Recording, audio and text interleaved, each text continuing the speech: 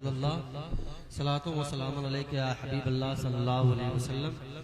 دیکھیے میرے بھائی، اس پوسٹر میں بہت سارے لوگ آئے ماشاءاللہ، جن کا نام لیا گیا تھا، سب کے سب نے حاضری دی۔ عالم جب جاہل سے بات کرے گا تو جاہل کے جملے الگ ہوا کریں گے، ہے کہ نہیں؟ عالم سے ہم کلام، اگر عالم ہوگا تو عالمانہ جواب ملے گا، عالم اگر جاہل سے بات کرے گا تو اس کا جواب جاہلانہ ہی ہوگا۔ محمد علی فیضی صاحب آئے، ہم نے ان کا رخ مدرسے میں کیا، انہوں نے کہا کہ میں مدرسے میں قیام نہیں کروں گا۔ میں نے ان کی گاڑی کو بولا، مطلب گاڑی کا رخ اپنے گھر پہ کر دیا۔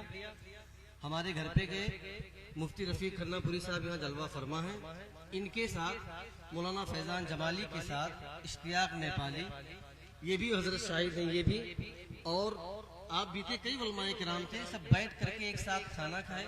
کھانا کھانے سے پہلے میں نے ان کو پانی پلایا، اس کے بعد بولا حضرت اگر حکم ہو تو چائے لاؤں یا کافی لاؤں، یا کہیں تو کھانا کھلا دوں۔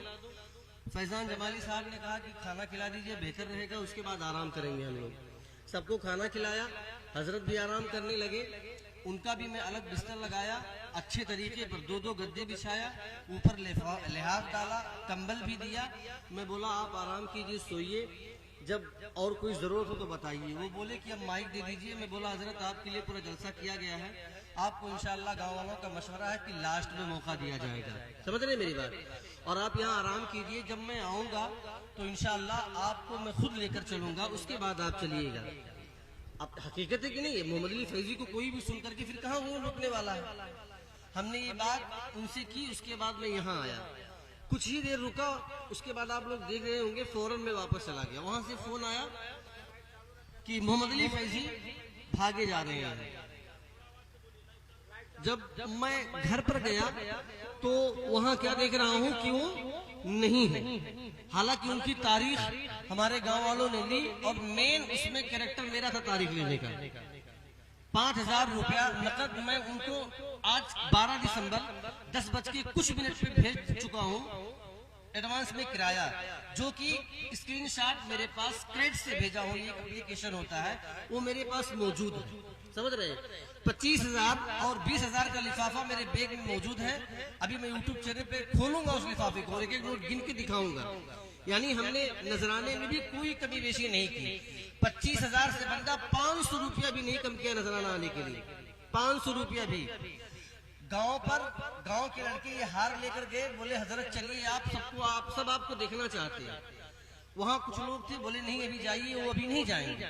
دوبارہ پھر بچے گئے، پھر وہاں سے بھیج دیا گیا۔ جب دوبارہ بچے گئے تو ایک صاحب اندر گئے اور بولے حضرت آپ چلیے، حقیقی بات یہ ہو رہی ہے، آپ چلیے جلسے میں۔ تو وہ کہہ رہے ایسا ہے، میں 15 منٹ جب میرا ٹائم بچتا ہے، 5 منٹ یا 10 منٹ یا 15 منٹ، تب میں اسٹیج پہ جاتا ہوں، اس کے پہلے نہیں جاتا ہوں۔ ٹھیک ہے میری بات، یہ بات وہ بولے۔ اس کے بعد یہ بھی بول رہے ہیں یہ نیپال ہے، میں پہلے آ گیا، اگر انڈیا ہوتا تو میں وہاں پر جب پروگرام میں جاتا ہوں، لوگوں کی جو بات میں سنا وہ کہہ رہا ہوں، جب وہاں پروگرام ہوتا ہے، جب میں وہاں جاتا ہوں تو جہاں میری تاریخ ہوتی ہے، جس ٹائم مجھے وقت ملتا ہے یا جو مجھے وقت دیا جاتا ہے، اس وقت پر میں وہاں پہنچتا ہوں۔ 15-20 منٹ پہلے، اس کے پہلے نہیں جاتا ہوں، اور نعت پڑھ کے فوراً میں اپنے گھر چلا جاتا ہوں۔ تو ایک صاحب اس میں شاید یہ بولے، کہنا ہے لوگوں کا کہ اگر ہمارے وال ہے بھیا تو تمہیں پھر بلائی پہ نہ کر، یہ جملہ وہ بولے، یعنی وہ جو باتیں کر رہے تھے مطلب مغروریت کے اعتبار سے، یعنی غرور میں بول رہے تھے کہ میں کسی اسٹیج پر اپنے وقت سے پہلے نہیں جاتا ہوں، کسی پروگرام میں اپنے وقت سے پہلے نہیں جاتا ہوں، اپنے لحاظ میں۔ جاہل سے آپ بات کریں گے اس اعتبار سے تو جاہلانہ ہی جواب ملے گا۔ کیا خیال ہے حضور والا؟ تو وہ بولے اگر ہمارے وال ہے بھیا تو بلائی پہ نہ کریں، یہ جملہ بولے۔ تو اس کے بعد یہ بولے اچھا ٹھیک ہے چلو میں چلتا ہوں۔ نکلے، گاڑی میں بیٹھے، رخ ادھر کیے جلسے کی طرف، آئے اور بیچ گاؤں میں پہنچنے کے بعد گاڑی یوٹرن مار کے وہ بھاگ گئے۔ اس کے بعد اشتیاق نیپالی فون لگائے، میں فون لگایا، بہت کال کیا، 2 گھنٹہ پریشان رہا، مگر وہ بندہ نہیں آیا۔ یہ ہے محمد علی فیضی، جس کے آپ دیوانے ہوتے ہیں، سمجھ رہے ہیں میری بات؟ دیکھیے، نعت کوئی بھی پڑھے میرے یارو، اخلاق کے ساتھ اگر آپ پڑھیں گے تو آپ کی نعت میں بھی آپ کو مزہ ملے گا۔ کیا خیال ہے؟ آپ کی نعت میں بھی آپ کو مزہ ملے گا۔ اپنے جلسوں کو ایسے شعراؤں کے حوالے مت کیا کرو میرے یارو.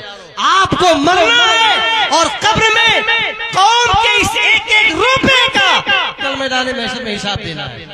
اپنے علاقہ کے علماء کو بلائیں, ان سے خطاب سنیں, ان سے تقریر سنیں, مگر ایسے جلسے کر کے اتنے بڑے بڑے علماء کرام, اتنے بڑے بڑے شعراء جو لسٹ میں ہیں, بلا کر کے قوم کا وقت اور قوم کا پیسہ برباد نہ کرے. یہ میں نہیں کہہ رہا ہوں کہ ہمارے گاؤں والوں نے غلط کیا ہے. الحمدللہ میرے گاؤں کا ایک ایک بچہ بیچارہ چل چل کر کے چندہ کیا ہے. کتنی مشقت کے ساتھ اس ٹھنڈی میں, اس گیہوں کی بوائی میں, اس سینچائی میں, دھان کی کٹائی میں باپ کی بات سنی ہے, اس نے بھائی کی بات سنی ہے.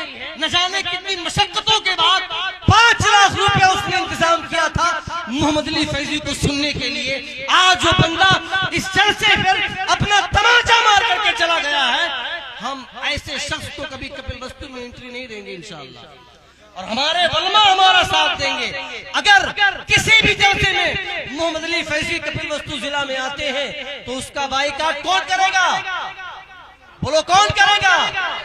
اگر میں گستاخی کر رہا ہوں تو مجھے معاف کریں میرے یاروں. نعت کسی سے بھی سنے مگر اخلاق والی نعت سنے. نعت میں نبی کی تعریف ہوتی ہے, ان کی تعریف نہیں ہوتی جو پڑھتا ہے. کیا خیال ہے؟ مگر یہاں تو اپنی تعریف کے لیے لوگ پڑھتے ہیں, جبکہ نعت نبی کی تعریف کے لیے پڑھی جاتی ہے. کیا خیال ہے علماء کرام؟ تو میرے یارو وہ ذہن اپنے دماغ میں ایسی باتیں نہ بٹھائے جس سے لوگوں کی تعریف ہو. ایسا وجود اور ایسا کارنامہ اپنے دل و دماغ میں بٹھائیں جس سے نبی کریم صلی اللہ علیہ وسلم کی تعریف ہو. اللہ رب العزت آنے والے تمام حضرات کی حاضری کو قبول و مقبول فرمائے. جو بھی کمیاں ہوئی اس کے لیے میں تمام منتظمین جلسہ کی طرف سے آپ تمامی حضرات سے معافی کا طلبگار ہوں, یا جن لوگوں نے بھی محمد علی صاحب کی شان میں گستاخی کی تو ان سے بھی میں ان کی طرف سے بھی معافی کا طلبگار ہوں. مگر اگر محمد علی فیض صاحب نے غلطی کی ہے آپ کے اعتبار سے یا عوام کے اعتبار سے تو اس کے ذمہ دار وہ یہاں بھی ہیں, کل میدان محشر میں بھی ہوں گے. اللہ رب العزت ہم سبوں کو سلامت رکھے, دنیا اور آخرت کی تمام نعمتیں عطا فرمائے. کھڑے ہو جائیں, صلاۃ و سلام پڑھتے ہیں. یا